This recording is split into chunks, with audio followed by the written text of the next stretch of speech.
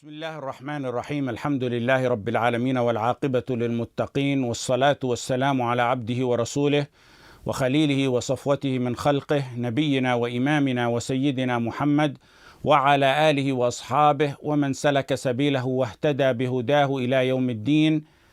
أما بعد. After the author finished talking about the minor and major purification, the tahara of that, he went back to talk about what nullifies both of those. So the author said, وَالنَّوَاقِدُ فِي الطَّهَارَةِ الصُّغْرَى ثَمَانِيَةٌ الْخَارِجُ مِنَ السَّبِيلَيْنِ. He said the nullifiers of the minor purification are 8. What's the minor purification? Of course, that's wudu. This topic, the nullifiers of wudu, comes after ending the talk on wudu. And it ended, as you recall, with the masail that we took pertaining to wiping over the khuf. Why? This is called organizing the thought process. الترتيب في الأفكار. It's only practical to mention what breaks and nullifies wudu after teaching wudu. You can't nullify a wudu if you don't have a wudu. We learned wudu, now we learn how it's nullified. So he's basically saying, in the way he's organizing it, the wudu you learned, the wudu you performed will remain intact unless one of the following occurs. And that's how you keep the train of thought in your mind structured and organized when learning these matters, especially if you're not among the ones who are memorizing the matan. وَالنَّوَاقِدُ فِي الطَّهَارَةِ الصُّغْرَى ثَمَانِيَةٌ الْخَارِجُ مِنَ السَّبِيلَيْنِ. There's, according to the author, there's 8 nullifiers of wudu. Naqid is nullifier. Nawaqid is jama', it's plural. And it's ism fa'il, which is an active participle. Nawaqid or naqid means to unravel, to undo, to break, to nullify, to void. And it applies to mahsusat and ma'nawiyat. It can refer to what's tangible and what's intangible. For example, it can refer to, in mahsusat, like dismantling a building, something physical. An example would be the verse in Surah Al-Nahl. وَلَا تَكُونُوا كَالَّتِي نَقَضَتْ غَزْلَهَا. Don't be like the woman who foolishly unravels or undoes her yarn after it's firmly spun. So it refers to what's physical, tangible. The undoing, that's physical and tangible. It's also used in the context of what's intangible, like nawaqidul Islam. Here, it's nawaqidul wudu. Undoing, breaking, negating the wudu. So it's to nullify, to undo, to break what's done. And here it pertains to undoing the wudu. It's what nullifies the wudu and requires one to perform that minor purification, the wudu, in order for the ibadah to be accepted. What's the proof for the list of nullifiers? There's no hadith, there's no ayah that says, here's the list of nullifiers of wudu. To make it easier for us, like many other matters that we've studied, the ulama do what's called al-istiqra' wa tatabbu'. They go through the proofs, tracking and deducing from them a list of the matters that nullify wudu. وَالنَّوَاقِدُ فِي الطَّهَارَةِ الصُّغْرَى ثَمَانِيَةٌ. There's 8 nullifiers of wudu according to the author. The first nullifier that he mentions, الْخَارِجُ مِنَ السَّبِيلَيْنِ. Whatever exits from the 2 private parts. Anything exiting from the 2 private parts. What falls under this nullifier is many matters. The first one, the most popular one, and the most popular known is defecating and urinating. That nullifies wudu by ijma'. And there's also proof in the Quran, the statement that's mentioned in Surah An-Nisa, and that exact statement is also mentioned in Surah Al-Ma'idah. أَوْ جَاءَ أَحَدٌ مِّنكُمْ مِنَ الْغَائِطِ. And also the hadith that we took in the past, it's in Musnad Ahmad, Sunan al-Nasa'i, Ibn Majah, At-Tirmidhi, and it's also related by Ibn Khuzaymah, Hadith Safwan ibn Assal. كان رسول الله صلى الله عليه وسلم يأمرنا أن لا ننزع خفافنا 3 أيام إلا من جنابة لكن من غائط وبول ونوم. The Messenger صلى الله عليه وسلم commanded us not to take our khuf off for 3 days when we're traveling unless it's because of the major sexual impurity, not from defecating or urinating or sleeping. Meaning, defecating, urinating, sleeping, you got to go make wudu. But when you go make wudu and you're wearing the khuf, you don't need to take the khuf off, you just wipe over them. Bottom line is that there are matters that negate the wudu. There's also ijma' that defecating and urinating from both private parts voids wudu by ijma' with no dispute on the matter. And among the ulama who related the ijma' is Ibn al-Mundir and al-Nawawi and Ibn Hazm and al-Shawkani. The next matter that falls under the author's statement, al-khariju min as-sabilain, what exits from the 2 private parts, is breaking wind. In Sahih al-Bukhari, لا تقبل صلاة من أحدث حتى يتوضأ. قال رجل من حضرموت ما الحدث يا أبا هريرة؟ قال فساء أو ضراط. The prayer of someone who does a hadath will not be accepted until he performs wudu. A person from Hadramaut asked Abu Huraira, what is hadath? Abu Huraira radiallahu anh said, hadath is the passing of the wind.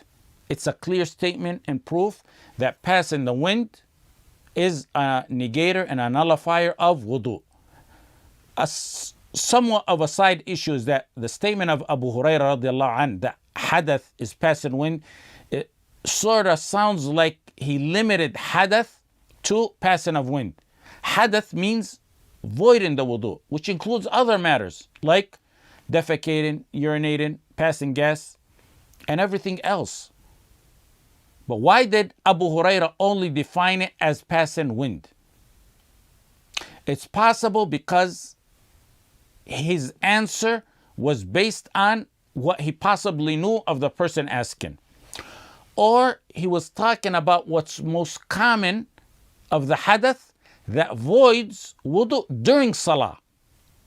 Or he mentioned the least of what exits the private parts, which means if this is the least of what voids wudu, anything more and above it, like defecated, urinated, medhi, and other matters, are also automatically included.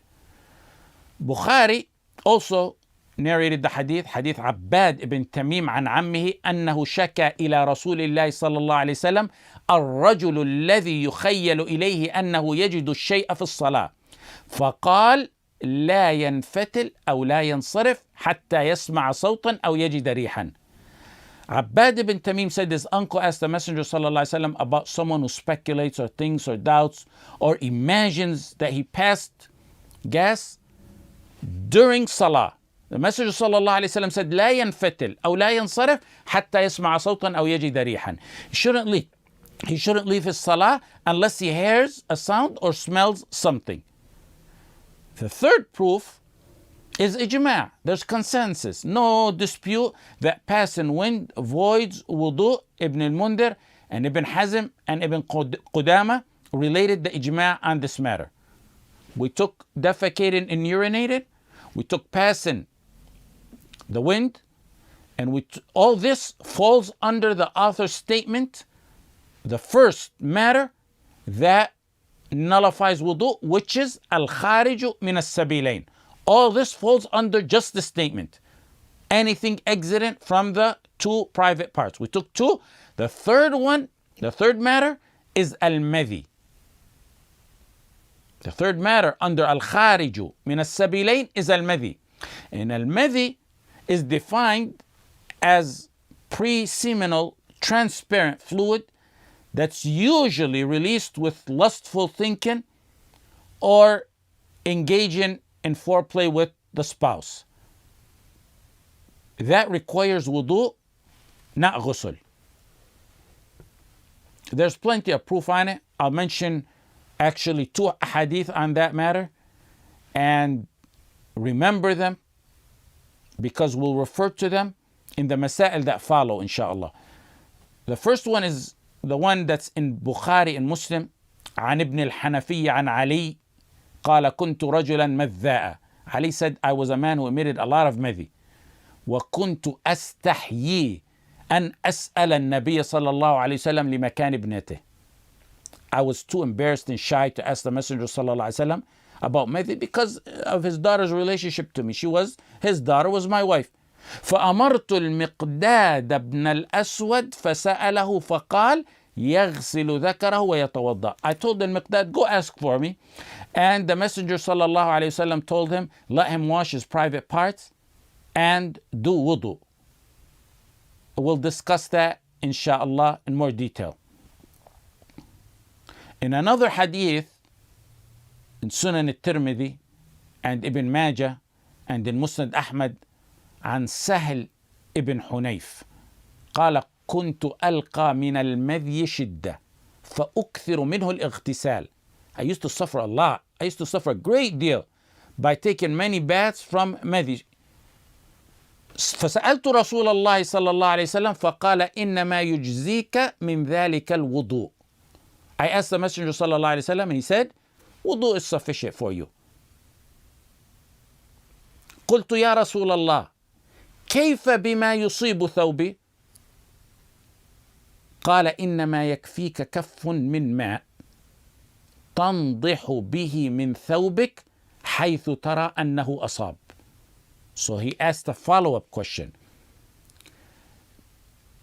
What about the madhi that gets on my clothes? The Messenger sallallahu alaihi wasallam said it's sufficient for you to do. The term the Messenger sallallahu alaihi wasallam uses tandih, which means to pour or sprinkle or splash, and sometimes it may come in the meaning of washing. You do that to your clothes wherever it reached. We'll explain more about the term and the rules pertaining to the matter and the dispute and what's al-rajih in that. In Musannaf Abd al-Razzaq, Ibn Abbas radiallahu anhuma said one must make wudu from madhi after washing his private parts. Also proof on this matter is ijma', and Ibn Abd al-Barr and Ibn al-Mundhir and Ibn Qudama said that pertaining to al-madhi that's released with foreplay with a spouse, one must make wudu from it without a dispute. That's proof that wudu is required when madhi is released. The next mas'ala is whether madhi is najis or not. All 4 imams state that a madhi is impure, it's najis. Hanafiyya, Malikiyya, Shafi'iyya, and the Hanabila. However, there's a second opinion within the Hanbali madhab that it's not najis.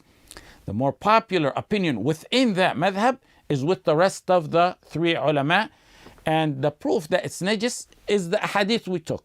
And I told you we're going to refer back to them. First one is hadith Ali. يغسل ذكره ويتوضأ.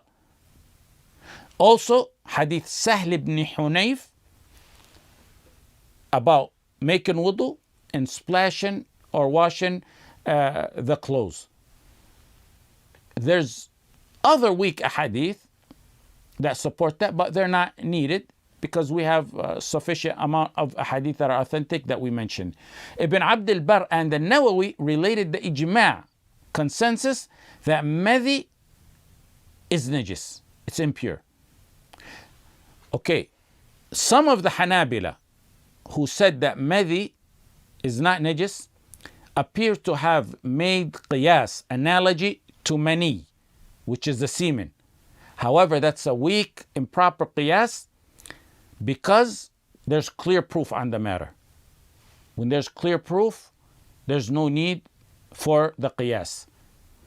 And also, if they want to allege qiyas of madhi on semen, they would also have to say that you need to do ghusl with the release of madhi, just like it's done with the release of semen, mani.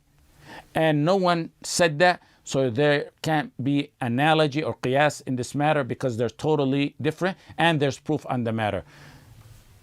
So the correct opinion is it's najis. Madhi is najis. Now that we establish it's najis, it leads to the next mas'ala of cleaning that najasa. And that's divided into two masail. What touches the flesh and what touches the clothes. We'll discuss them separately in two different masail. Let's take the first one, which is what touches the flesh. If madhi is released from the private parts, it must be washed. However, must the entire sexual organ be washed? The entire penis or part of it? Or the entire private part and the testicles as well? The first opinion is what An-Nawawi attributed to the majority of the ulama, and it's the opinion of the Hanafiya and Shafi'iyya, and it's that the glands, which is the top part of the private part, which is in Arabic it's referred to al-hashafa, that's what needs to be washed. The area, meaning the area that had madhi on it. يغسل ذكره ويتوضأ, from Hadith Ali radiallahu anh, to wash the private part and make wudu. They said washing the private part in the hadith is referring to the area where the madhi touched and where madhi was emitted from. And there's no proof to stay that the entire penis must be washed. The second proof is Hadith Ibn Abbas and Musannaf Abd al-Razzaq in authentic chain. يغسل حشفته ويتوضأ. He said, and he specified washing the glands. And in another narration, in Musannaf Ibn Abi Shaybah, he said, وَيَغْسِلُ ذَكَرَهُ. Ibn Abbas used the statement in another narration, mentioning the private part. One time he refers to the area that needs to be washed as the private part, the penis. The other, he refers to it as the glands. Mentioning it like that, one time the private part and then the other, the glands, shows that he didn't mean the entire penis when he mentioned it. Rather, he meant the glands. Keep in mind, Ibn Abbas is among the narrators who related the famous hadith on this matter, the hadith of Ali radiallahu anh. So he knows and he masters this matter very well. This shows he understood when he said wash the private part, it means the glands, the hashafatahu. Otherwise, you wouldn't refer to it as hashafatahu in some other statements. And he, like the rest of the Sahaba, are the best in the Arabic language. And of course, above and beyond that, they learned firsthand from the Messenger sallallahu alaihi wasallam. Al-Tahawi compared it to other najasat. He compared madhi to other najasat like feces.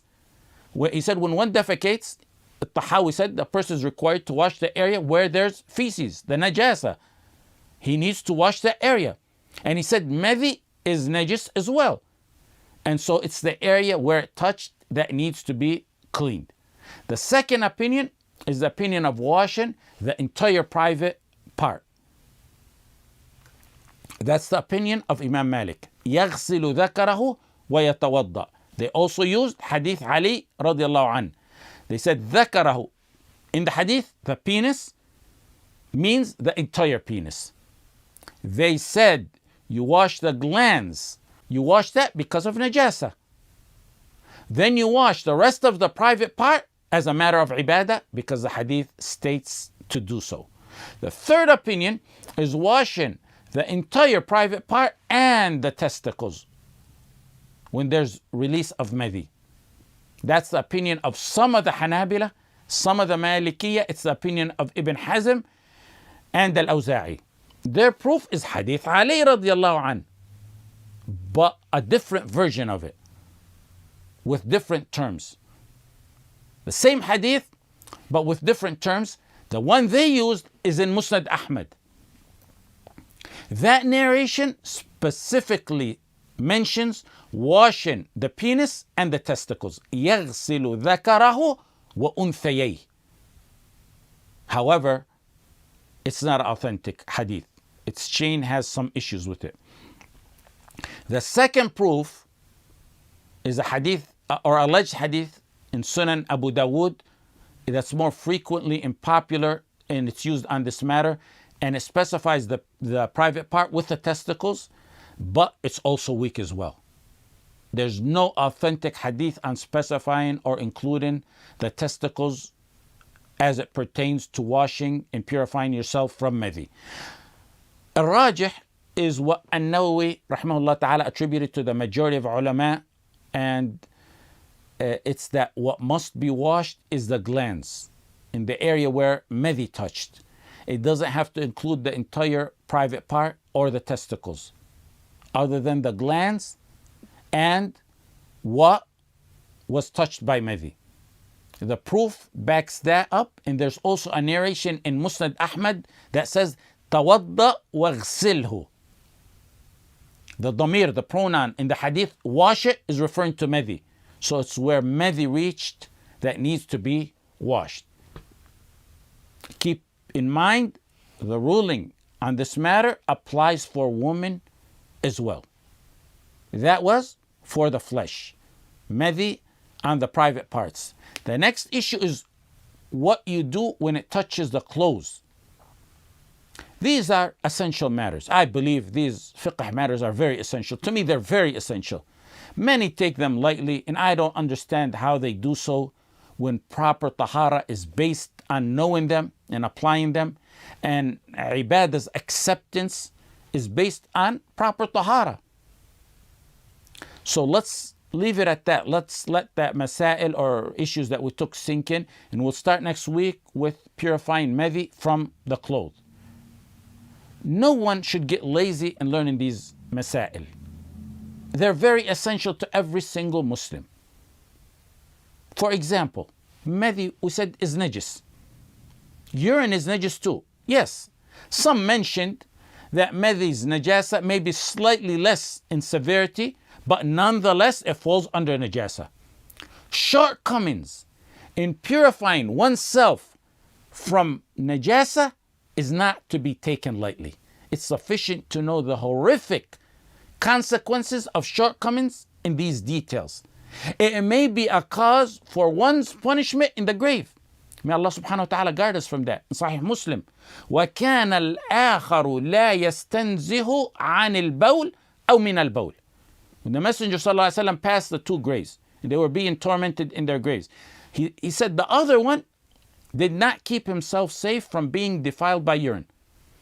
And Nawawi rahimahullah ta'ala mentioned the various terms within the hadith. Yastanzih and the other various terms in the hadith. He said they all mean or pertain to one who doesn't avoid and take precaution and guard himself from urine. Madhi is very similar. It's sufficient to know it's part of the honor of learning ilm.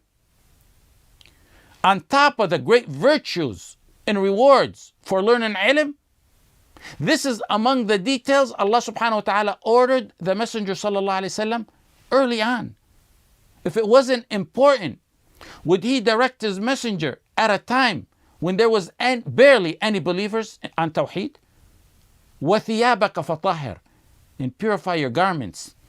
One of the meanings of that verse, one of the meanings of the various meanings of that verse, is that it actually pertains to purifying the garments, as it states. And according to Jabir radiallahu anh, it's the first verse that was revealed to the Messenger sallallahu alaihi wasallam. Aisha radiallahu anha said the first one was Iqra, and that's more authentic and correct. Holding these matters in high regard, learning them in detail, all that changes one's thought process towards salah and ibadah, and that helps attain khushu'. Anything essential in your life, you prepare for it beforehand. And one of the ways to prepare for the meeting with Al-Jabbar, Malik al-Muluk, is by proper tahara before salah. Someone was allegedly, Allahu A'lam, I heard it and I'm not sure if it truly happened. Someone was allegedly asked by another, why is the chapter of jihad delayed in the books of fiqh? He said, The supposed response was that so people won't talk about jihad without knowing the rules of tahara. My point of this is to encourage one to continue learning fiqh and the other Islamic sciences, even in the most difficult times. Allah subhanahu wa ta'ala told His Messenger, وَثِيَابَكَ فَطَهِّرْ, when He was struggling for people to accept Tawheed in the most difficult of the times. وصلى الله على سيدنا محمد وعلى آله وصحبه وسلم.